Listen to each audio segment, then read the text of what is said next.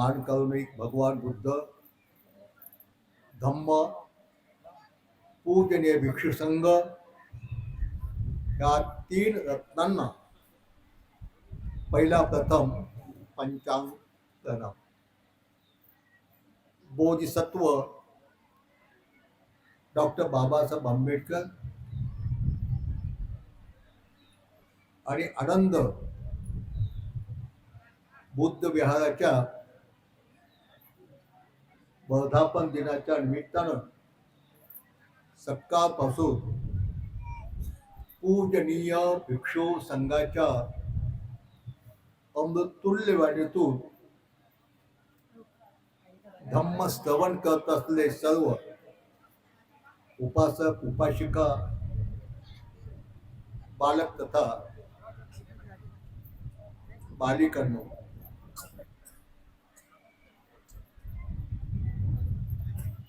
पहिला प्रथम भगवान बुद्ध ग्रस्त जीवनातील वडिलाच्या विनंतीला अनुसरून त्यांच्या मूळ गावी गेले.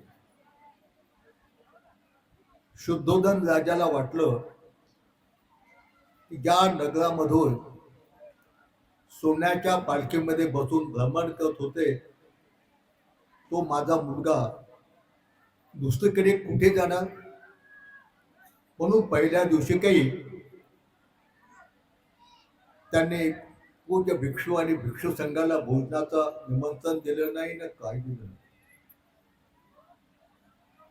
आणि मग भगवान बुद्ध आणि भिक्षू संघ हातामध्ये भिक्षापात्र घेऊन भिक्षाटनाला भ्रमण करू लागले. तर तेव्हा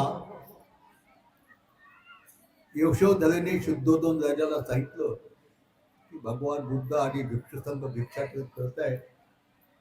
राजा धावत धावत आले आणि भगवान बुद्धाला म्हणतात,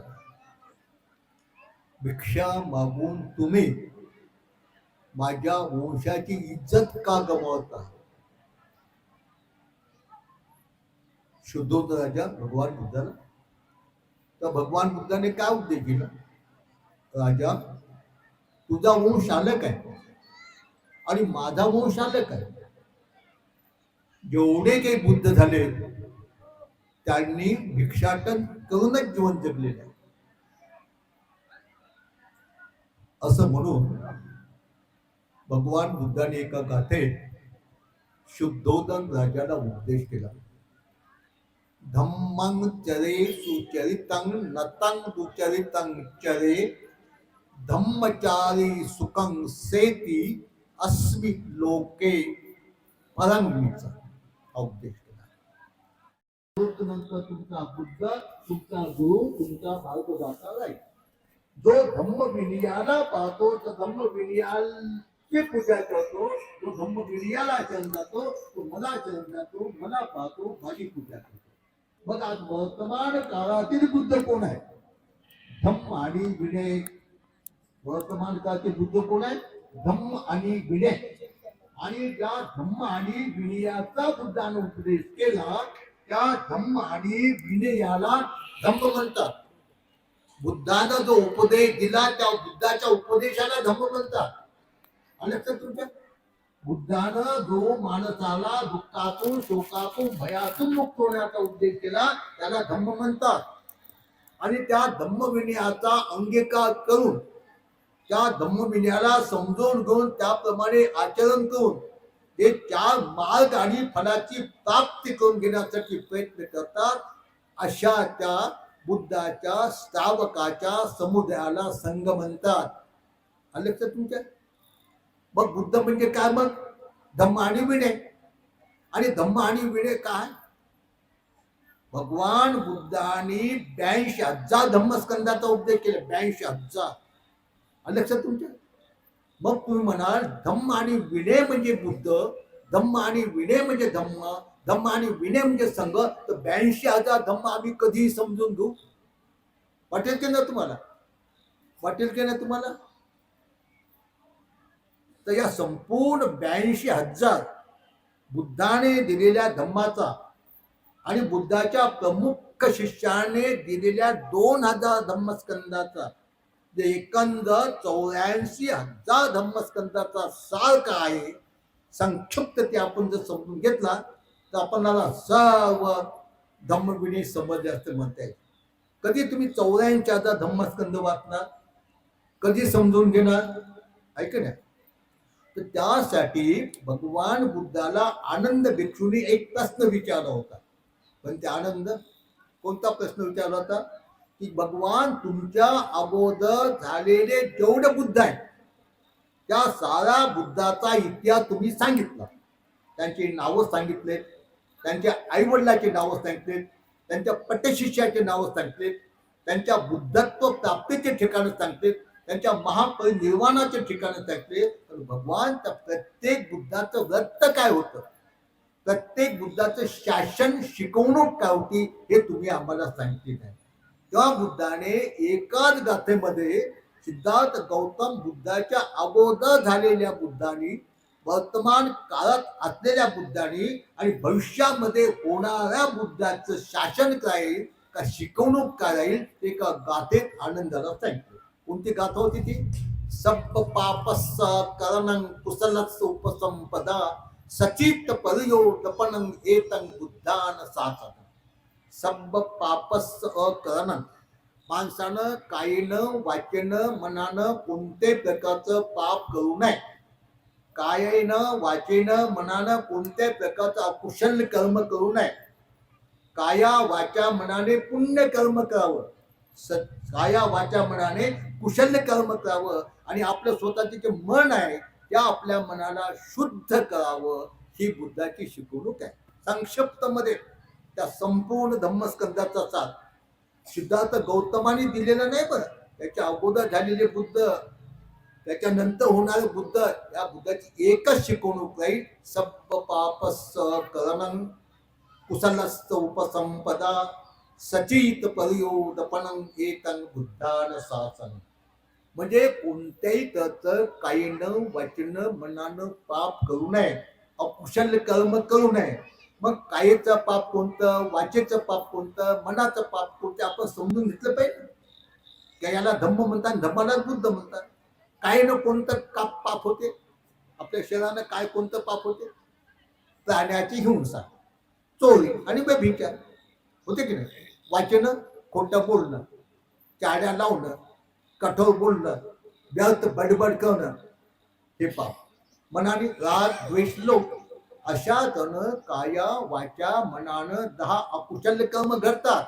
आणि बुद्ध म्हणतात सब पापस्स करणं, कोणत्याही प्रकारचं कायेनं वाचेनं मनानं पाप करू नये, काया वाचा मनानं पुण्यकर्म करावं.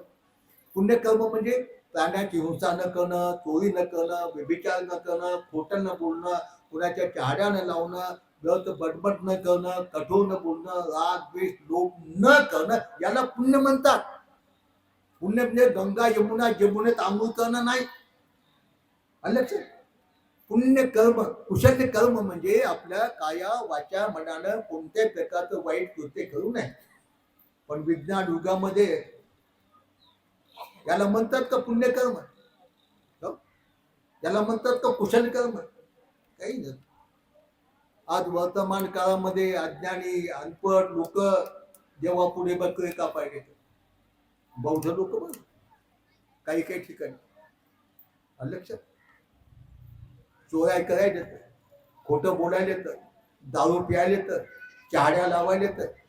हा, मग आपलं कल्याण होईल, आपण दुःखातून सुखात मुक्त होईल. अरे आता या गाठीच जातात काय, सब पापस्स करणं कुशलस्स उपसंपदा सचित पर्योदपनं एतं बुद्धान शासन. याचं संक्षिप्त काय होते, कोणत्या त्याचं पाप करू नये, कुशल कर्म करावं, याला शील म्हणतात. शील आणि सचित पर्योदपन, आपल्या मनाला शुद्ध करण्यासाठी समाधी आणि प्रज्ञा. समाधी आणि प्रज्ञा. आता समाधीचे 2 प्रकार आहेत, शमत आणि विपश्यना. शमत आणि विपश्यना हे समाधीचे 2 प्रकार आहेत. विपश्यना यालाच प्रज्ञा म्हणतात. आणि शमत याला समाधी म्हणतात. समाधी म्हणजे विकारमुक्त मनाची एकाग्रता. तर या एकाच बुद्ध वचनाचा अर्थ होतो शील समाधी प्रज्ञा. आलं लक्षात घे. सब्ब पापस्थ करणं कुशल संपदा म्हणजे शीलाचं पालन करा. सचित्त परिवर्तपणं म्हणजे आपल्या मनाला शुद्ध करा. आपल्या मनाला शुद्ध करण्यासाठी शमत आणि विपश्यना भावना करा. शमत म्हणजे समाधी, विपश्यना म्हणजे प्रज्ञा. म्हणजे थोडक्यामध्ये बुद्ध काय आहे मग? बुद्ध काय? शील समाधी प्रज्ञा. जेव्हा सिद्धार्थ गौतमाला 4 आर्य सत्याचा अष्टांगिक मार्गाचा साक्षात्कार झाला, त्यांनी समजून घेतलं, त्याचं आचरण केलं, त्याची अनुभूती झाली आणि तेव्हा त्यांनी घोषणा केली मी बुद्ध झालो, मी आता बुद्ध झालो, मी अनंत झालो, माझा अंतिम जन्म आहे, त्यानंतर मला जन्म नाही. म्हणजे बुद्ध म्हणजे काय? तर शील समाधी प्रज्ञा. नीट लक्षात घ्या. थोडक्यामध्ये बुद्ध काय? बुद्ध म्हणजे शील समाधी प्रज्ञा. आणि बुद्धाने जगाला शिकवलं, बुद्धाने जगाला जो उपदेश दिला त्याला धम्म म्हणतात. बुद्धाने जगाला काय उपदेश दिला? सब्ब पापस्था करणं कुशल संपदा सचित परिवर्तन घेतन. बुद्धानं सांगतं सिद्धार्थ गौतम बुद्धाने त्याच्या अगोदरच्या बुद्धाने आणि भविष्यात जो मैत्रेय बुद्ध होईल तो हाच उपदेश देईल. म्हणजे धम्म म्हणजे बुद्धाने लोकांच्या कल्याणासाठी, हितासाठी, सुखासाठी, दुःखमुक्तीसाठी, जन्म मृत्यूच्या चक्रातून मुक्त होण्यासाठी जो उपदेश दिला त्या बुद्धाच्या उपदेशाला धम्म म्हणतात. आणि बुद्धाने काय दिली? शील समाधी प्रज्ञा. आणि शील समाधी प्रज्ञेचा अंगीकार करून त्याप्रमाणे आचरण करून तो जे अनंत पदाला पोहोचण्याचा प्रयत्न करतात त्याला संघ म्हणतात. तर अशा तऱ्हेनं माणसाचे शरणस्थान कोणते आहेत? शील समाधी प्रज्ञा. का शील समाधी प्रज्ञा म्हणजे बुद्ध. आणि बुद्धाने जगाला शिकवलं त्याला धम्म म्हणतात. बुद्धाने जगाला काय शिकवलं? शील समाधी प्रज्ञा. आणि शील समाधी प्रज्ञेचा अंगीकार करून जे अनंत बनतात, 4 मार्ग फलाची प्राप्ती करण्याचा प्रयत्न करतात, त्या बुद्धाच्या श्रावकाच्या संघाला संघ म्हणतात. लक्षात तुमच्या? म्हणजे बुद्ध धम्म संघ म्हणजे काय? शील समाधी प्रज्ञा. लक्षात तुमच्या? बुद्ध म्हणजे काय? शील समाधी प्रज्ञा. धम्म म्हणजे काय? शील समाधी प्रज्ञा. संघ म्हणजे काय? शील समाधी प्रज्ञा. मग बुद्धाला शरण जाणं म्हणजेच काय? बुद्धाचं अनुसरण करणं, बुद्धाचा आधार घेणं. बुद्ध म्हणजे काय? शील समाधी प्रज्ञा. धम्माला शरण जाणं म्हणजे काय? धम्माचं अनुसरण करणं. धम्म म्हणजे शील समाधी प्रज्ञा. संघाला शरण जाणं म्हणजे संघाच्या गुणाचं स्मरण करणं. संघाचे गुण म्हणजे शील समाधी प्रज्ञा. लक्षात तुमच्या? शील समाधी प्रज्ञा म्हणजे बुद्ध वर्तमान काळातला बुद्धाने सांगितल्यानुसार बुद्धाने जो उपदेश दिला त्याला धम्म म्हणतात. आणि बुद्धाने शील समाधी प्रज्ञेचा उपदेश दिला. शील समाधी प्रज्ञेचा अंगीकार करून आचरण करून जे 4 मार्ग फलाची प्राप्त करून घेण्यासाठी प्रयत्न करतात अशा सत्पुरुषाच्या समुदायाला संघ म्हणतात. म्हणजे थोडक्यामध्ये शील समाधी प्रज्ञा म्हणजे बुद्ध, शील समाधी प्रज्ञा म्हणजे धम्म, शील समाधी प्रज्ञा म्हणजे संघ. आणि बुद्धाने सांगितल्याप्रमाणे माझ्या महापरिनिर्वाणानंतर तुमचा बुद्ध, तुमचा शास्त्र, तुमचा मार्गदाता मी शिकवलेला धम्म आणि विनय नाही. म्हणजे शील बुद्धाने शिकवला धम्म आणि विनय म्हणजे शील समाधी प्रज्ञा. मग आज वर्तमान काळातला बुद्ध कोण आहे? कोण आहे? शील समाधी प्रज्ञा. वर्तमान काळातला धम्म काय? शील समाधी प्रज्ञा. वर्तमान काळातला संघ काय? शील समाधी प्रज्ञा. मग आपण बुद्धांग शरणं गच्छामि म्हणतो काय? याचा अर्थ काय? मी शील समाधी प्रज्ञेला शरण जातो. आता शील समाधीच्या पाया पडता येते का? पडता येते पाया? तर बुद्धांग शरणं गच्छामि याचा वर्तमान काळातील बुद्धाला मी शरण जातो म्हणजे मी शील समाधी प्रज्ञेचं अनुसरण करतो. अनुसरण त्याचा मी आधार घेतो, त्याप्रमाणे वागतो, हा त्याचा अर्थ होतो. आता समजा दारू पिण्याला आला आणि या सोन्याच्या बुद्धाच्या मूर्तीपुढे पूजा टाकली, फुलं वाहले, पाया पडायला दोस्त त्याची मूर्ती घेतली, नाचूही लागला, पोटात दारू, त्याचं कल्याण होईल का? त्याचं हित होईल का? बुद्ध म्हणजे शील. बुद्ध म्हणजे काय? शील. पंचशील, अष्टशील, रसशील, प्रत्यय सनिष्ठशील, इंद्रिय संवरशील, आजू पारिशुद्धीशील, प्रात्यमोक्ष संवरशील, हे जे शिलाचे प्रकार बुद्ध सांगितले, या संपूर्ण शिलाला बुद्ध म्हणतात. ऐक ना. आणि बुद्धांग शरणं गच्छामि म्हणजे मी बुद्धांचं अनुसरण करतो, मी बुद्धाचा आधार घेतो, हा त्याचा अर्थ होतो. पायापुढचा आधार होत नाही, हा शाब्दिक त्याचा अर्थ होतो. बुद्धांग शरणं, शरणं म्हणजे काय? ते अनुसरण करणे, त्याचा आधार घेणे, त्याचं ध्यान मनन चिंतन करणे. ऐक नाही. मग तुम्ही शील समाधी प्रज्ञेचा आधार घ्या. शील समाधी प्रज्ञेला समजून घेऊन त्याप्रमाणे वागा. शील समाधी प्रज्ञेचं ध्यान मनन चिंतन करा. मग तुमच्या जीवनात सुख शांती समाधान मिळते की नाही पहा. तुम्ही दररोज विहारात या, त्या बुद्धाची पूजा करा आणि पंचशिलेचं पालन करू नका, पंचशिलेचं आचरण करू नका. तुमचं कल्याण होईल का? तुमचं हित होईल का? उलट तुमच्यावर टीका करतील लोक. समजा एक सून आहे, दररोज विहारात येते, पंचशील ग्रहण करते, पण घरी गेल्यानंतर सासू कोणीकडे गेली की काही घरातलं चोरून खाते. ऐक नाही.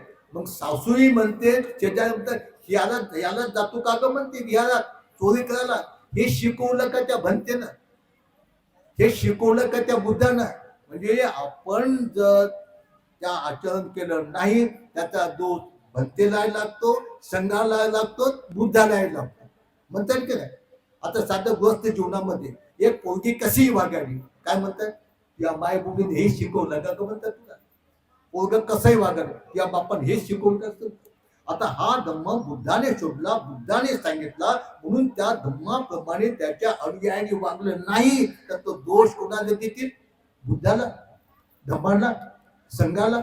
आणि तुम्हाला माहित आहे, बुद्ध धम्म संघाला दोष देणं म्हणजे नरक कुंडात उत्पन्न होणार. शील म्हणजे बुद्ध, नीट लक्षात घ्या. शील म्हणजे बुद्ध. प्राण्याची हिंसा करू नये, चोरी करू नये, व्यभिचार करू नये, खोटं बोलू नये, कोणत्याही मादक सेवन करू नये, त्याला पंचशील म्हणतात. आणि या पंचशिलेचं दैनंदिन जीवनात पालन करणं हे उपासक उपासिकाचं कर्तव्य आहे. लक्षात. आता तुमचं काय होईल काही सांगता येत नाही. ना. कसं? कामधंदा नसते, सुट्टी असते, जवळची मैत्रीण येते मग घरी, आणि त्या मैत्रिणी पुढे मैत्रीण बसते, मग दबानच केस सोडते, मग सुरू वाटते. आता आमच्या इथं मुलीचं हॉस्टेल आहे म्हणून आम्हाला माहित आहे. पण तुम्हाला माहित आहे का, तुम्ही जे केसातले बट्टे किंवा उडा मारतात ते तुम्हाला सोडत नाही. कोणत्या ना कोणत्या जन्मात मी वा आणि बट्टे होऊन तुम्हाला कोणीतरी मारतील, त्याच्यातून सुट्टी नाही. लक्षात तुमच्या? बिलकुल सुट्टी नाही, बिलकुल सुट्टी नाही. म्हणून तर डोक्याचं मुंडन केलं पाहिजे. या केसामध्ये 16 दोष आहेत, 16 दोष. त्यातला हा एक दोष आहे, केस तुम्ही नियमित धुतले नाही, स्वच्छ ठेवले नाही तर त्याच्यात घाम होते, आणि घामामध्ये बट्ट्याचा आणि उवाचा जन्म होते. ऐक. म्हणून डोक्याचं मुंडन केलं पाहिजे. भिक्षू ना, याच्या 16 दोष आहेत, 16 दोष. त्यातला एक दोष तुम्हाला सांगितलं, सुट्टी नाही त्याच्यातून. का? मग काय होईल तुमचं सांगा बरं आता. मग तुम्ही मला सर्वांनाच मुंडन केले का? काय हरकत मुंडन केलं? आता भिक्षुणी आहेत, विद्वान भिक्षुणी आहेत बिचारा. आता आमच्या इथं 10 मुली आहेत शिकायला, 5वीला आहे, कोणी 8वीला आहे, कोणी 10वीला आहे, कोणी 12. डोक्याचं मुंडनच केलंय. अरे डोक्याचं मुंडन केल्यावर इतके फायदे आहेत.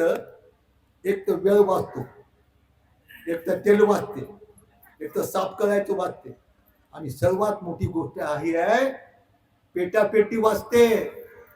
पेटापेटी पेटापेटी वाचते. कोणती पेटापेटी? कट्ट भावने, इकडचा घासा, कोणी एक काक, कोणी एक असं, कोणी गास ऐक ना, किती वेळ जातो आणि काय फायदा आहे त्याचा? काय फायदा आहे? आता इथल्या त्या विहारात पोरगी आली होती, लाल फडक तिचा होट, ही होती काय लाल फडक, आणि त्यामुळे हे कहाणं लावलं चांगले दिसायसाठी. मग तुझ्या भट तुला चांगले दिसतात का? आरशात पाहिजे दिसते, म्हणजे पेटापेटी पेटापेटी पेटा चालू लोकांना मला पाहिलं पाहिजे, ऐक नाही. आणि मग पाहिल्यानंतर पुन्हा मागं लागलं पाहिजे, मग बोंबला बोंबली त्याला सत्यानं बुद्धानं साध्या साध्या गोष्टी सांगितल्या. साध्या ते शिलामध्ये मूर्त, आणि शिल म्हणजे बुद्ध. मी असं म्हणत नाही तुम्ही बुंडन सर्वांनाच करा, पण ते स्वच्छ ठेवत जा की त्याने उवा भट्टे मारण्याचे तुमच्या पाळी आली नाही पाहिजे. दररोज धुयाचे, स्वच्छ करायचे. भगवान बुद्धाने बाह्य शुद्धी सांगितले आणि आध्यात्मिक शुद्धी सांगितले. जर आपली बाह्य शुद्धी नसेल, आपल्या अंगावर बळ साचला असेल, तर आपण ध्यान करू शकत नाही. ध्यान करत असताना खाजवतो म्हणून, ऐक ना. म्हणजे बाह्य शुद्धी आणि आंतरिक शुद्धी हे दोन्ही प्रकारच्या शुद्ध्या पाहिजेत असतात. तर अशा तऱ्हेनं बुद्ध म्हणजे शील, बुद्ध म्हणजे समाधी, बुद्ध म्हणजे प्रज्ञा, नीट लक्षात घ्या. आणि शील म्हणजे पंचशील. पंचशील म्हणजे दैनंदिन जीवनामध्ये ग्रस्त उपासक उपासकाने पंचशील ग्रहण करून त्याचा अर्थ समजून त्याप्रमाणे आचरण केलं पाहिजे. पंचशील हे काही पूजापाठ नाही. पंचशील हे बौद्ध लोकांचे लग्न लावण्याचे श्लोक नाहीत. पंचशील हा दुःखमुक्तीचा, शोकमुक्तीचा, माणूस म्हणून जीवन जगण्याचा तो एक मार्ग आहे. म्हणून आपण दररोज तीर्थार्थ पंचशील ग्रहण करून त्याचा अर्थ समजून त्याप्रमाणे वागण्याचा प्रयत्न केला पाहिजे. आता काही काही लग्नामध्ये अशी प्रथा सुरू झाली, पंचशील पेटीवर म्हणायचे. पेटीवर अमरावतीच्या भागात पेटीवर ते का गाणं होय का? पंचशील हा जीवन मार्ग आहे, हा आचरणाचा मार्ग आहे, तो सुखशांतीचा मार्ग आहे, दुःखमुक्तीचा मार्ग आहे. शील, शील हे संपूर्ण संपूर्ण धर्माचा पाया आहे. शिलावर प्रतिष्ठित होऊनच, शिलाच्या आधारानच एक सत्व बोधिसत्व बनतो. शिलाच्या आधारानच एक बोधिसत्व बुद्ध बनतो. शिलाच्या आधारानच एक सत्व 4 मार्ग फलाची प्राप्ती करून घेतो. शिलाच्या आधारानच जन्म मृत्यूच्या चक्रातून मुक्त होतो. जसे पृथ्वी आहे, पृथ्वीच्या आधारानं सर्वच प्राणी चालतात की नाही? पृथ्वीच्या आधारानं अनेक प्रकारची वनस्पती उगवते की नाही? पृथ्वीच्या अनेक प्रकारचे वनस्पती उगवते, वाढते, फळा फुलांनी बहरून जाते. तसा शिलच हा 4 मार्ग आणि 4 फलाचा आधार आहे. शिलच हे 4 स्मृती प्रस्थान, 4 सम्यक प्रधान, 4 उद्दीपात, 5 बल, 5 इंद्रिय, 7 बौद्धांग आणि अष्टांगिक मार्गाचा आधार शील आहे. शिलाच्या आधाराशिवाय कोणताही सत्व बोधिसत्व बनत नाही आणि बोधिसत्व बुद्ध बनत नाही. लक्षात. अशा प्रकारचं माणसाच्या जीवनामध्ये शिलाचा अर्थ आहे. शील म्हणजे शुद्ध आचरण, पंचशील. प्राण्याची हिंसा करू नये. आता प्राण्याची हिंसा का होते? त्याला काही कारण आहे की नाही? प्राण्याची हिंसा सुद्धा होण्यासाठी कारण आहे. कोणतं कारण आहे? एक तर राग, द्वेष, लोभ किंवा मोह मनात पाहिजे. एक तर त्या प्राण्याबद्दल राग पाहिजे, एक तर द्वेष पाहिजे, एक तर लोभ पाहिजे, नाही तर मोह पाहिजे. समजा एक शेजाराचा कोंबडा आहे आणि तुमच्या घरात येऊन तुमच्या ताटात ते खाया, त्याचा राग येते की नाही तुम्हाला? राग आलाय की मग काही तर मारताय की नाही त्याला? काठी मारताय, फेटा मारताय. नाही तर लोभ, लोभ म्हणजे त्याचा मांस खाण्याचा लोभ. नाही तर द्वेष, नाही तर मोह. मोह म्हणजे का? एखाद्या देवार पुढे कोंबडं कापलं, त्याच्या आपल्याला धन मिळते, नवस. अशा तऱ्हेने प्राण्याची हिंसा रागातून, लोभातून, द्वेषातून, मोहातून होते. आणि राग, द्वेष, लोभ, मोह हे एक प्रकारचे क्लेश आहे, एक प्रकारची अग्नी आहे. म्हणून आपल्याला प्राण्याच्या हिंसेतून मुक्त व्हायचं असेल तर आपण राग, द्वेष, लोभ आणि मोह त्याच्याबद्दल सोडला पाहिजे. तर त्याच्यातून जर प्राण्याची हिंसा होते, चोरी सुद्धा त्याच्यातूनच होते. त्या राग, द्वेष, लोभ द्वेष यापैकी एखादा क्लेश मनात आला तर माणूस चोरी करतो. व्यभिचारही त्याच्यातूनच होते. राग आला, द्वेष आला, लोभ आला तर व्यभिचार करतो माणूस, त्याच्यातूनच होतो. आणि म्हणून आपण राग द्वेष लोभ सोडून देण्याचा प्रयत्न केला पाहिजे. आता राग द्वेष लोभ म्हणजे काय हे समजून घ्यायला पाहिजे. आणि राग द्वेष लोभ कसा सोडायचा याचा सुद्धा मार्ग बुद्धाने दाखवलेला आहे. आता रागाचा अर्थ काय होते तुम्हाला वाटते? कडकड दात खाणे, डोळे वाचणे, घास करणे, याला बुद्धाने राग म्हटलेला आहे. बुद्धाने रागाला कामवासना म्हटलंय, त्याला काम राग म्हणतात. डोळ्याला रूपाची आसक्ती, नाकाला गंधाची आसक्ती, कानाला शब्दाची आसक्ती, जिभेला रसाची आसक्ती, काहीला स्पर्शाची आसक्ती आणि मनाला मनाच्या विषयाची जी आसक्ती असते त्याला राग म्हणतात. त्याला काय म्हणतात? राग. त्याला कामराग म्हणतात. आणि ते कामरागाला अग्नी म्हणतात, कामाग्नी. लक्षात तुमच्या? राग म्हणजे हे नाही मोठ्यानं बोलणं, कडकड दात खाणं, कसं करणं तसं करणं, याला राग म्हणत नाही. राग म्हणजे आपले जे षड आहेत नाही, आपले डोळे आहे, आपलं नाक आहे, आपलं कान आहे, आपली जीभ आहे, आपली काय आहे, आपले मन आहे, या षडा ऐकण्याचे 6 विषय आहेत. डोळ्याचा विषय रूप आहे, नाकाचा विषय गंध आहे, कानाचा विषय शब्द आहे, जिभेचा विषय रस आहे, कायेचा विषय स्पर्श आहे आणि मनाचा विषय मनाचे धर्म आहे. अशा त्या आध्यात्मिक इंद्रियांनी त्याच्या बाह्य विषयाला स्पर्श केल्यानंतर त्याच्यामध्ये आसक्त होतं, त्याला म्हणतात राग, कामराग. आणि कामरागाला बुद्धाने अग्नी म्हटलेला. अग्नी नत्ती राग समो अग्नी वदंती बुद्धा.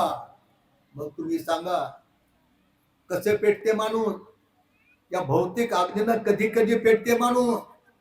ही भौतिक अग्नी इष्ट्याची, तुमच्या गॅसची, याची.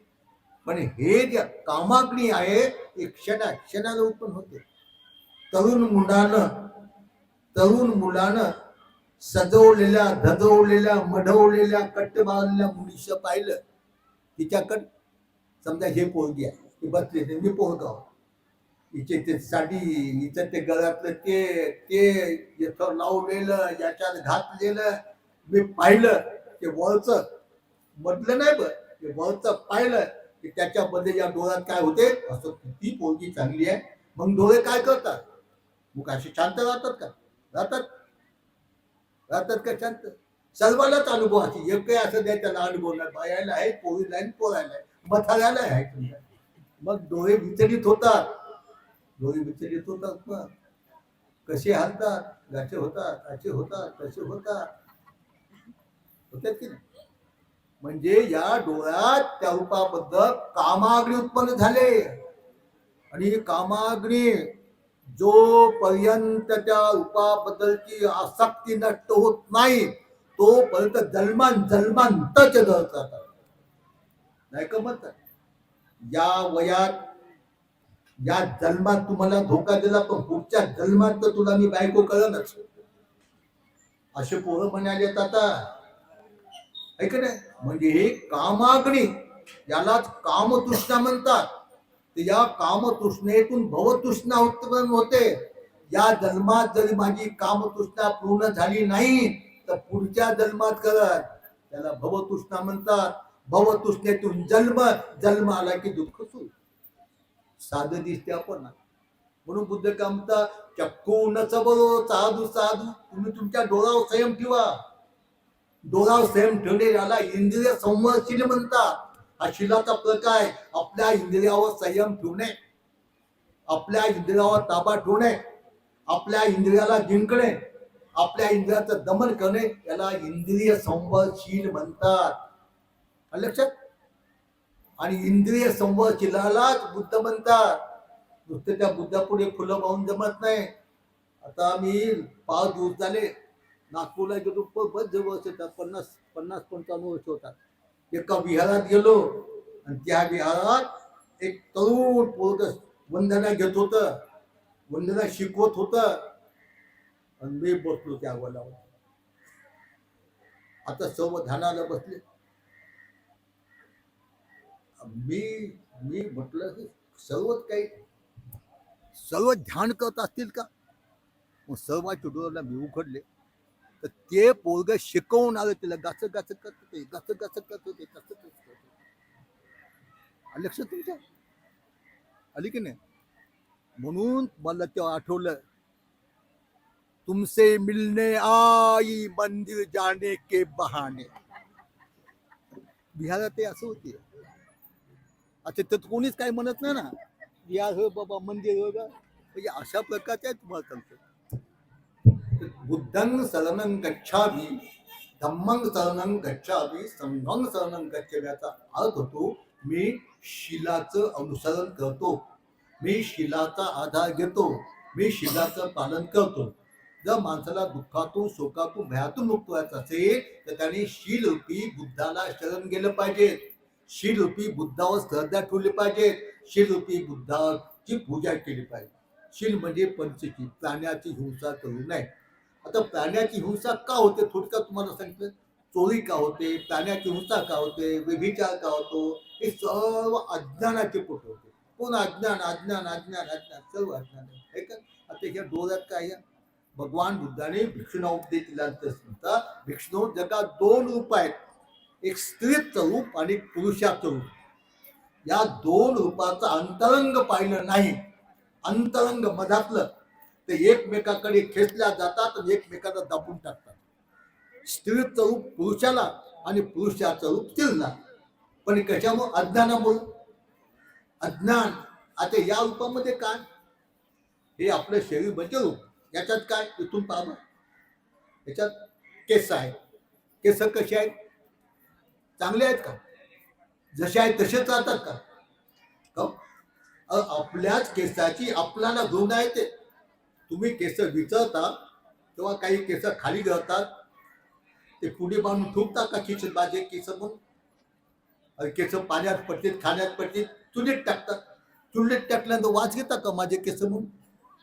असे केस अशुभ आहेत, अनित्य आहेत. अनित्य आहेत, नष्ट होते, नष्ट होते, त्याच्या पण दुःख होते, ज्याच्या पण दुःख होते. ते मी नाही ना, माझे नाही ना, माझ्याच. आता ते केस कसे आहेत? आता पुढे कसे होतात? त्या या बाईच्या मधात झाले.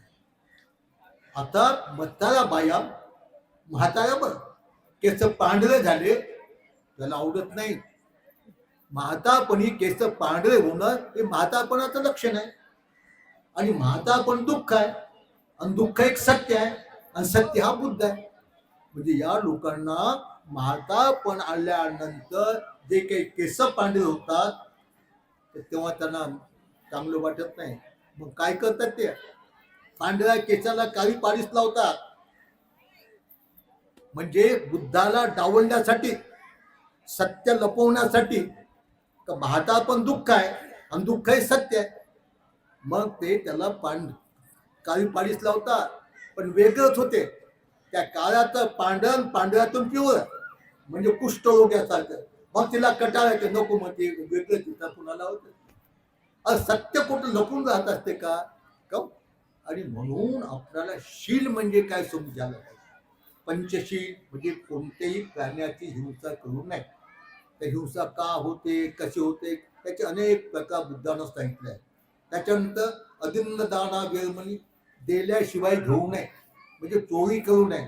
आता चोरी का होते, कशी होते, चोरी केल्यानंतर कोणत्या दुर्गतीला जाऊ, सार बुद्धाने सांगितलंय. कामेश मिथ्याचार, व्यभिचार करू नये, परस्त्री गमन, परकृत गमन करू नये. आहे का नाही? आता हे का होते आणि का होत नाही याचा पूर्ण भगवंतांनी ते मार्ग दाखवलेला आहे. आता एका तरुण मुलाला तरुण मुलीबद्दल आसक्ती उत्पन्न होते. आता त्याला जर त्याचं ज्ञान असेल हे हिचं शरीर काय आहे, याच्यामध्ये काय आहे, याचं ज्ञान असेल तर किती तरुण मुलगी तरुण मुलाच्या पुढे येऊ आणि तरुण मुलगा तरुण मुलीच्या पुढे त्याच्याबद्दल आसक्ती उत्पन्न होत नाही. आता हे नाक आहे, या नाकात काय? मांस आहे, होतं चमडा आहे, मग मांस आहे, मग त्याच्यात मेकूड आहे, मग त्याच्यात काय शंभूड आहे. मग त्याच्यावर प्रेम करते का? या डोळ्यात काय घुम आहे, असूल आहे, चिपड आहे, मग त्याच्यावर प्रेम कर का? नाकात काय कणमोल आहे, याच्यात काय मांस, त्याच्यात काय घाण घाण घाण खाण्यात आहे ते. अरे हे शरीर 9 खिडक्याचं घर आहे. शरीर 9 खिडक्याचं घर. आता हे विहार आहे की नाही, त्याला खिडक्या आहेत की नाही, खिडक्यातून काय फेकतो आपण, जे काही घाण असेल ते. तसंच हे शरीर 9 खिडक्याचं घर आहे. आणि त्या 9 खिडक्याच्या घरातून काय वाहते, हे 2 खिडक्या, या 2 खिडक्या 4 किती झाल्या, 6 7, लघवी करतो ती एक, संडास करतो ती एक. आपणच आपला वेळेचा विचार करतो. म्हणून भगवंत काय, यही पश्चिको, इथेच पा तुमचं तुम्हाला समज, आपलं आपणाला समजते. मग नाकातून काय वाहते, तूप पडते का, दही पडते का, शंभूट, मेकूड, डोळ्यातून अस्तूर, चिपट, कानातून कणमोर, जिभेतून बेडके, ऐक ना, एकूण मूत, एकूण बो. आणि हे 9 दार मूर्खाला बोलवण्यासाठी करतात. या 9 दाराचं अंतरंग समजलं नाही तर पोरग पोरीच्या 9 दारात फसते आणि पोरगी पोराच्या 9 दारात फसते की नाही. किती अज्ञान आहे. पोरग पोरीच्या तोंडा जीभ घालते का, त्यांना पटकून वाकट बसली तर काय, किती अज्ञान अज्ञान अज्ञान. अज्ञान हेच जन्माचं कारण आहे. अज्ञान हे जन्माचं कारण आहे, अविद्या. ऐक ना, म्हणून बुद्ध म्हणतात कायेन स्मृतीचा अभ्यास करा. कायेन स्मृती म्हणजे आपल्या कायेमध्ये काय आहे. बुद्ध म्हणतो जो कायेन स्मृतीचा अभ्यास करतो तो अमृत पदाची प्राप्ती करतो. अमृत म्हणजे निर्वाण. म्हणजे कायेन स्मृतीचा अभ्यास केला तर त्याच्यामध्ये त्या बाईच्या रूपाबद्दल मुलाला आसक्ती राहत नाही आणि मुलाच्या रूपाबद्दल बाईला आसक्ती राहत नाही. इथून केसापासून येते. याच्यात काय काय, याच्यात काय, अति इमस में काळू केसा लोमा नका दत्ता त्वचा मसन आळू वाटते. हात आतडी आहे, लहान आतडी आहे, मोठी आतडी आहे, तेमतूत आहेत, फुफ्फुस आहेत, त्याच्यात रक्त आहे, मांस आहे, पू आहे, मूत्र आहे, गो आहे, रक्त आहे, त्याच्यात हायच काय दुसरं. आणि म्हणून आपण हे कायेन स्मृतीचा अभ्यास केला पाहिजे. त्याच्या अगोदर पाठ करायचं. हे त्याचे केस आहे, केस लोम म्हणजे हे केस, हे कुठं आहे, हे कसे आहे, चमडा आहे, चमडा कसा आहे, सर्व याचा अभ्यास करता. म्हणून ध्यान करायचं. आणि हे ध्यान केल्यानंतर मनाची एकाग्रता झाल्यानंतर मधात जे आहे ते आपल्याला बाहेर दिसत्याचं. मधात आहे ते बाहेर दिसते. श्रीलंकेची एक गोष्ट आहे. एक श्रीलंकेचा खूप दिवसाची एक तरुण भिक्षू रस्त्याने जात होता आणि त्याच रस्त्यानं नवरा बायकोची भांडण झाल्यामुळे एक तरुण मुलगी बाहेरला पळून जात होती. भिक्षू तरुण असतात, खूप चांगले कशी दिसतात ऐक. आणि मग त्या तरुण मुलीनं त्या तरुण भिक्षूकडे पाहिलं आणि ती हसली. त्याच्याबद्दल विषय वास्तव उत्पन्न झाली. भगवंताच्या काळात त्या आनंदाबद्दल त्या प्रकृतीला तर प्रेम झालं होतं, प्रकृतीला. आणि मला तुम्हालाच नवरा करतो म्हणे, ती तुम्हालाच नवरा करतो म्हणे, ऐक ना. तर तसं त्या पूर्ण त्या तरुण भिक्षूला पाहिलं, त्याच्याबद्दल आसक्ती उत्पन्न झाली. आसक्ती उत्पन्न झाल्यानंतर त्याच्याकडे पाहून ती हसली. हे एकमेकाला बनवायचे का प्रकार, त्याला लक्षणं म्हणतात. लक्षणं सर्वसामान्य बाईमध्ये 36 नखरे सांगते, बुद्धाने 40 सांगते. 40 कशी बोलवते, हसून बोलवते, पाहून बोलवते, कसं काय करते, कसं काय करते, ते लेकर घेऊन बसते. ते बुद्धाने 40 सांगले, 40 ऐक. आणि मग ते पोरगी त्या भिक्षूकडे पाहून हसली. तो भिक्षू ज्ञानी होता, काहीनं स्मृती केली होती.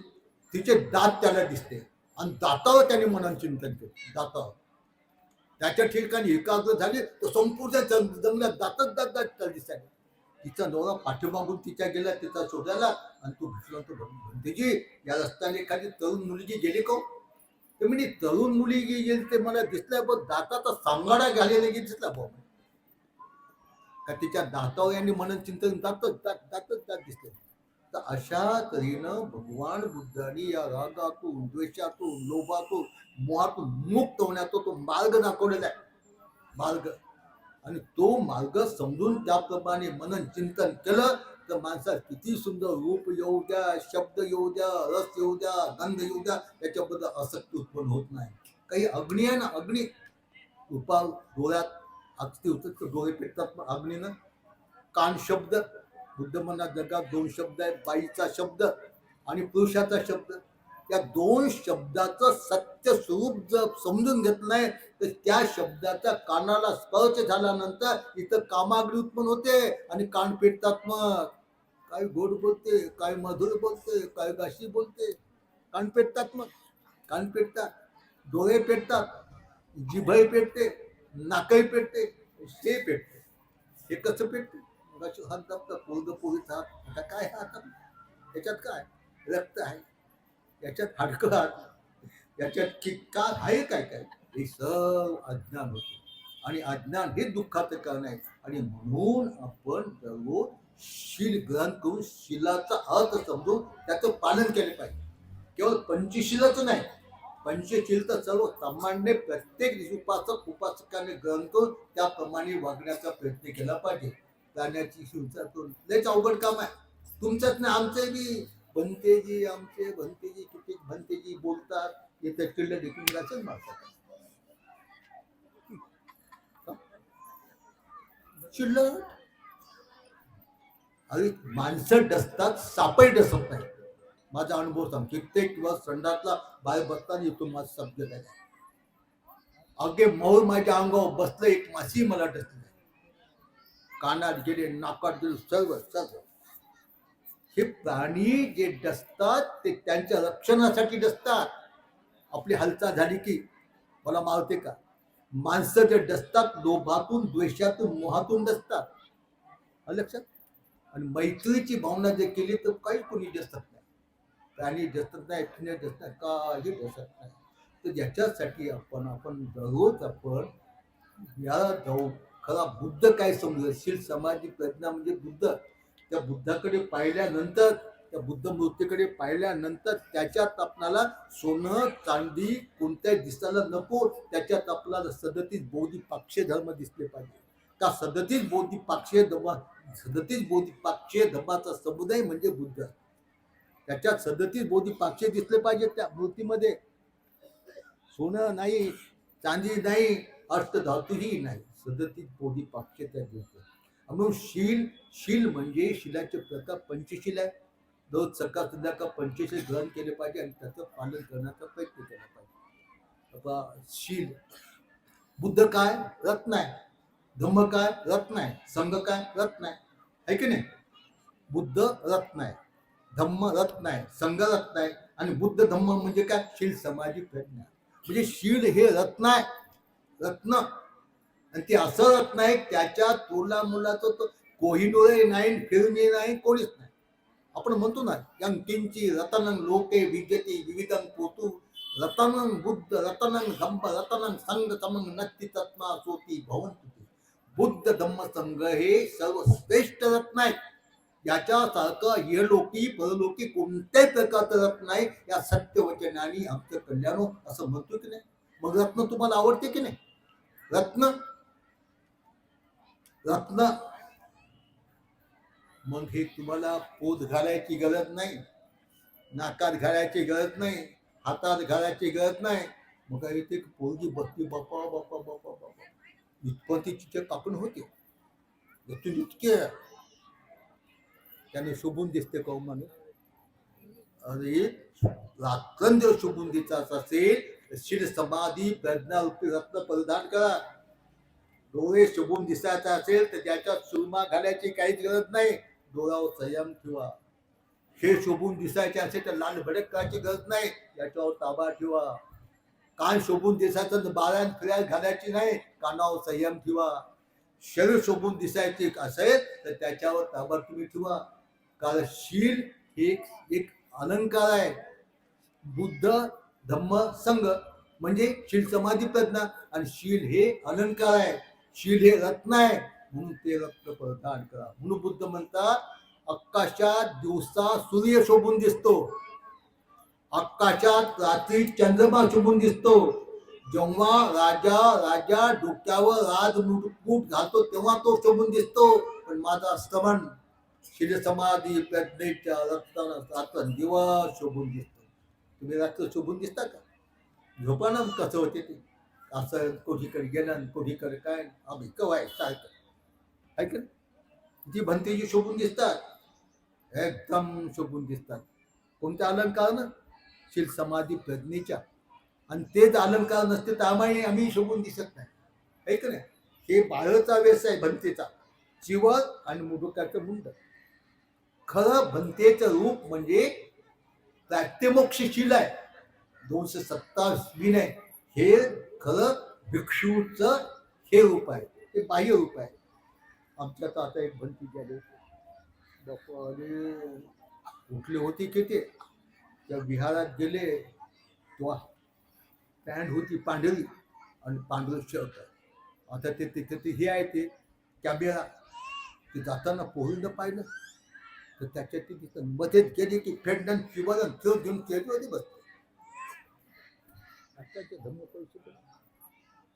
मग ते सर्व झाल्यानंतर जेवण फोन झाल्यानंतर मी त्यांना भेटलो. मी बनते की तुमचं नाव का? अमुक. तुमचा गुरु कोण? गुरु जो किती दिवस चालले? एकही दिवस चालले नाही. म्हणून तुम्ही काय हे आहे का, ते बकऱ्याची पिलू आहे का? बकरी इली की ताबडतोब ओरडते, उड्या मारते, किती. अहो गुरुच्या ठिकाणी काही दिवस राहिलं पाहिजे. गुरुला काही दिवस शिकवलं नाही, बोली काही दिवस चाललं नाही. मग तुम्ही किती दिवस शिंडता? म्हणजे 15. मग 15 दिवस शिंडल्यानंतर काय करता? म्हणजे घरी जातो म्हणे. म्हणजे घरी जाऊन काय करता? म्हणजे फेडून थुकतो, बैल चावतो म्हणे. आता 1-2 तारखेची गोष्ट समजा, कसं गो कसं करा ऐक नाही. त्याला समाधान सुख असेल का? नाही. भगवान बुद्ध म्हणता, भिक्षुनो, मोठ्या श्रद्धेने लोक तुम्हाला आपल्या सम्यक अजिवेकीतून दान देतात. त्या दानाचा योग्य उपयोग केला नाही तर तप्त लोखंडाचा रस पिल्यानंतर ज्या वेदना होतात तशा तुम्हाला वेदना होते. आणि म्हणून आमच्या तुम्हाला ज्ञान पाहिजेत, मग आमची दशा होत नाही, ऐक नाही. भिक्षूचे विनय तुम्हाला माहीत पाहिजेत, म्हणजे आमची व्यवस्था आमची होत नाहीत ना. आता 12च्या नंतर भिक्षू जेवत नसतात, पटकून तुम्हाला माहीत पाहिजे. भंतीची आली की धड पटकून त्याने जेव घातलं पाहिजे तुम्हाला. नाही तर हे सांगता येते लोकांना, आपण सांगता येत. तर अशा तऱ्हेनं शिलाचं माणसाच्या जीवनात महत्व आहे. पंचशील, त्याच्यानंतर अष्टशील. अष्टशिलाला उपोसतशील म्हणतात. उपोसताच्या दिवशी त्याचं पालन केलं पाहिजे. उपोसत हे का भगवान बुद्धाच्या नावचं नाही बघ, जसं सोमवार, मंगळवार, बुधवार असं नाही. ते अष्टशील म्हणजेच बुद्ध, त्याचं नावचं काय नाही. त्याशी उपोषित व्रताचं पालन केलं पाहिजे. ते पती पत्नी दोघांनाही केलं पाहिजे. पती पत्नी दोघांना जर केलं तर त्याचा फायदा होते, नाही तर काही फायदा होत नाही, आहे का नाही. त्याशी प्राण्याची हिंसा करू नये, चोरी करू नये. पती पत्नीने 24 तास ब्रह्मचर्याचं पालन करावं, त्याशी खोटं बोलू नये. त्या दिवशी कोणत्याही मादक पेयाचं सेवन करू नये. आपण बौद्ध असल्यामुळं पंचशिलेच्या 5व्या शिलाचं तंतोतंत पालन केलं पाहिजे. दारू, गांजा, जुवा, बिडी, सिगारेट, तंबाखू, अल्पशी नशाहीन अशा कोणत्याही नशेली वस्तूचं सेवन करू नये. उपासक उपासिकांनी तंबाखू खाल्ली. अरे शील म्हणजे बुद्ध. तुम्ही तंबाखू खाल्ला तर शिलघात झाला. शिलघात म्हणजे बुद्धाचा खून, आणि बुद्धाचा खून म्हणजे नरककुंडामध्ये उत्पन्न होणे. म्हणून तुमच्याकडे धन असू द्या, धन 7 धनापैकी एक कोणतं? लज्जा धन. एक धन आहे लज्जा धन. मी बौद्ध उपासक हो, मी बौद्ध उपासिक हो, माझं कर्तव्य आहे पंचशिलेचं पालन करणे. तंबाखू खाताना तुम्हाला लाज वाटली पाहिजे. तंबाखू खाताना पण, बिड्या ओढताना लाज वाटली पाहिजे, दारू पिताना लाज वाटली पाहिजे. मी बौद्ध उपासक हो, मी बौद्ध उपासिका हो. नशेली वस्तूचं सेवन हे पंचशिलेच्या 5व्या शिलाचा भंग आहे. शील हा बुद्ध आहे.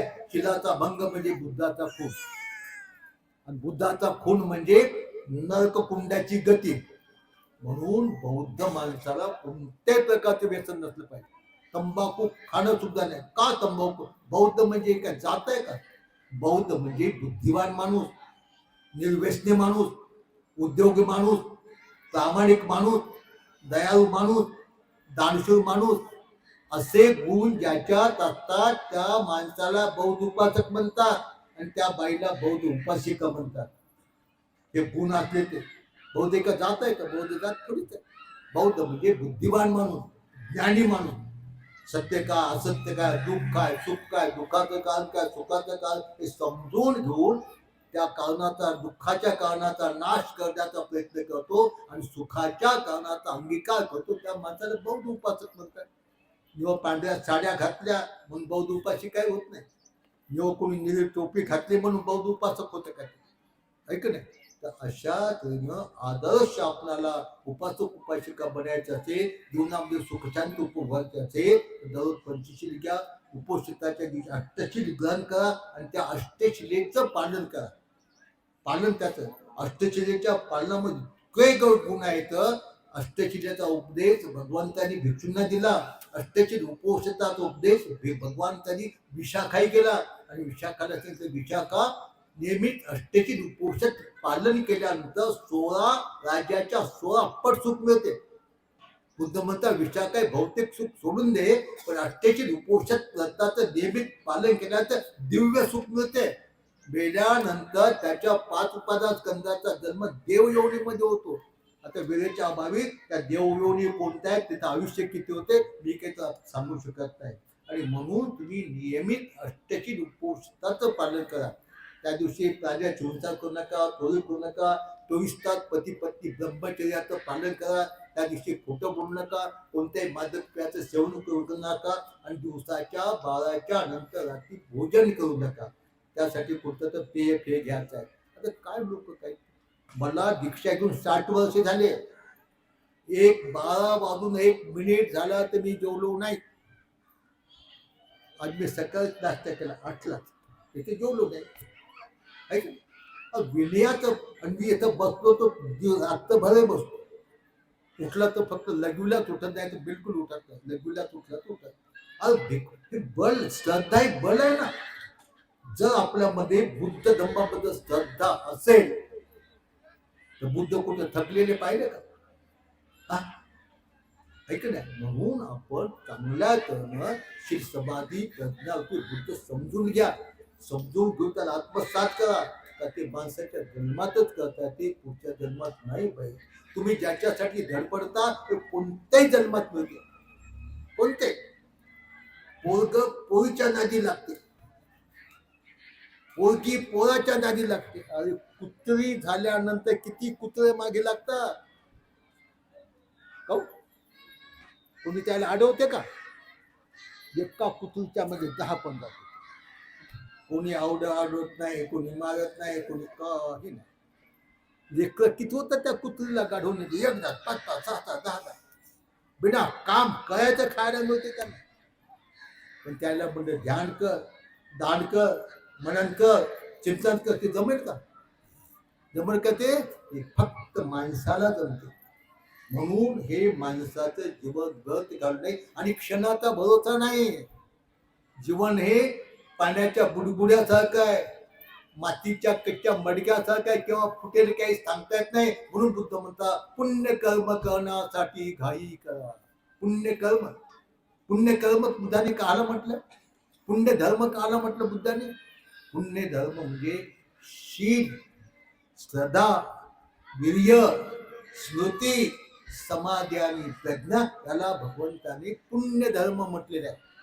याचं पालन करता माणसाच्या जीवनामध्ये पुण्य संपादन होते. म्हणून नेहमी तुम्ही उपोषकाच्या दिवशी अष्टशील ग्रहण करा. आणि तुम्ही एकट्याच करू नका, त्या बवालाही करायला लावायचं. या एकट्यात करून काय फायदा होणार? का दारू पिणार असला तर तुम्हाला अष्टशीलाचं पालन करू देते का? देते का? दारू पिणे आल्यानंतर बॅम करून. आता मी सर्व अनुभवातून सांगत होतो, अनुभवातून ऐक. म्हणून त्या दिवशी 12च्या नंतर जे भोजन करतं एखादं पेय तुम्ही घेऊ शकता. त्या दिवशी नाच, गाणे, वाद्य, गंध, पावडर, बिट्टी कोणताही साथ सुंदा करू नये. त्या दिवशी उच्च आणि महान किमती अशा असण्यावर झोपू नये, का याच्यामुळं ब्रह्मचर्याचा भंग होतो. आणि त्या दिवशी आपण धम्माचं श्रवण केलं पाहिजे, ध्यान केलं पाहिजे. त्याच्यानं माणसाला चांगल्या गती प्राप्त होते. तर अशा तऱ्हेनं उपासक उपासिकाचं कर्तव्य आहे अष्टशील उपोषक व्रताचं पालन केलं पाहिजे. काही काही पौर्णिमेच्या दिवशी उपासिका बाळगावच्या आमच्या इथे येतात आणि आता म्हणतात भंतीजी आम्ही पौर्णिमा धरली म्हणतात आणि आज आम्ही रात्रभर गाणे म्हणतात भगवान बुद्धाचे बाबासाहेबाचे.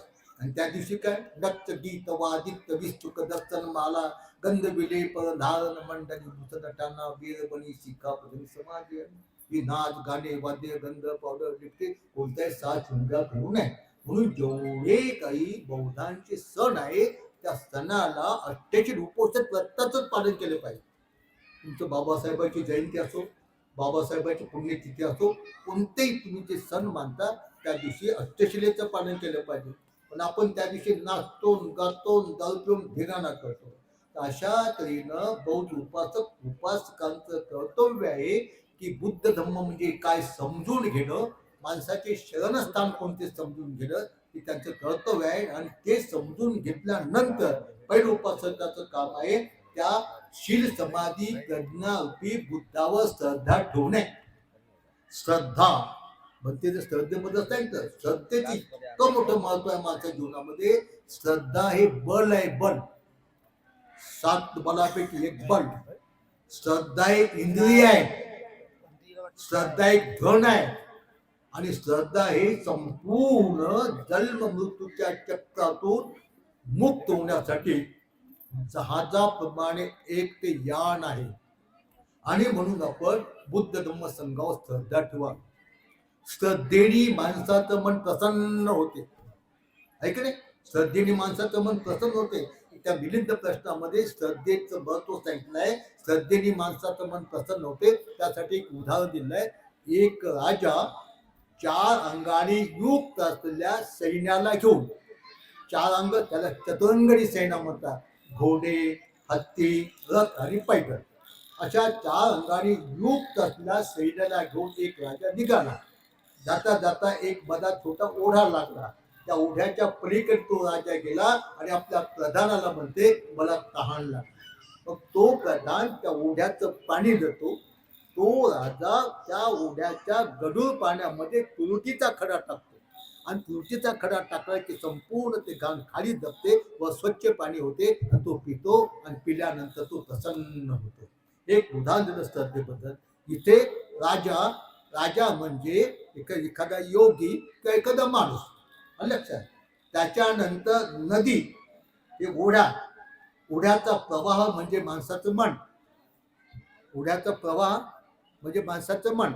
त्या ओढ्यात जे काही शेवा घाण असते ते आपल्या मनोरूपी प्रवाहामध्ये उत्पन्न होणारा राग द्वेष लोभ आणि मोह. आणि त्या पाण्यामध्ये जे तुळशीचा खडा टाकून ते घाण खाली दाबल्या गेली तेच आपल्या प्रवाह म्हणजे आपल्या मनामध्ये जे काय राग द्वेष लोभ येतो त्याच्यामध्ये जेव्हा श्रद्धा उत्पन्न होते, त्याच्यामध्ये श्रद्धा जेव्हा आपण बुडवतो तेव्हा राग द्वेष लोभाची घाण खाली बसते आणि माणसाचं मन शुद्ध होते, मग माणसाचं मन प्रसन्न होते. अशा प्रकारच्या मिलिंद राजाला नाक्षण भंतीनी श्रद्धेचं महत्व किती आहे हे सांगितलंय. श्रद्धेने माणसाचं मन प्रसन्न होते आणि श्रद्धेने माणसाच्या महत्वाकांक्षा वाढतात. समजा एक अनंत भिक्षू आहे आणि त्या अनंत भिक्षूला पाहून नुसत्या एका माणसामध्ये उत्पन्न होते हा माणूस मी माणूस, पण हा अनंत गेल्यावर जन्म मृत्यू तो मुक्त झाला, मग मी का होऊ नये. मग त्या अनंताबद्दलच्या महत्वाकांक्षा उत्पन्न होते आणि महत्वाकांक्षा उत्पन्न झाल्यानंतर मग त्यांनी अनंत पद प्राप्त करण्यासाठी काय काय केलं ते त्यांना समजून त्यांच्याकडून मागते. 10 संयोजनाचा नाश केला म्हणून मी अनंत झालो, मग हे 10 संयोजनाचा नाश करण्याचा प्रयत्न करते आणि मग तू अनंत होतो आणि संपूर्ण दुःखात. म्हणजे श्रद्धेचं महत्व असं आहे. श्रद्धेचे 2 लक्षणे आहेत. एक माणसाचं मन प्रसन्न होते आणि एक माणसाच्या महत्वाकांक्षा वाढतात. पण हे श्रद्धेचं योग्य स्थान आपण निवडलं पाहिजे, नाही तर मग काही नाही. तुमच्याबद्दल गाय माय म्हणून गायबद्दल श्रद्धा उत्पन्न झाली, मग त्याचा इतिहास विचारतात ही गाय कशी झाली. मग त्याचा इतिहास सांगावा लागते. हे माणूस असताना कायनं वाचेनं मनानं खूप पाप केला, मग ती पाप करते, पाप केल्यानंतर बिल्यानंतर गायब होते. मग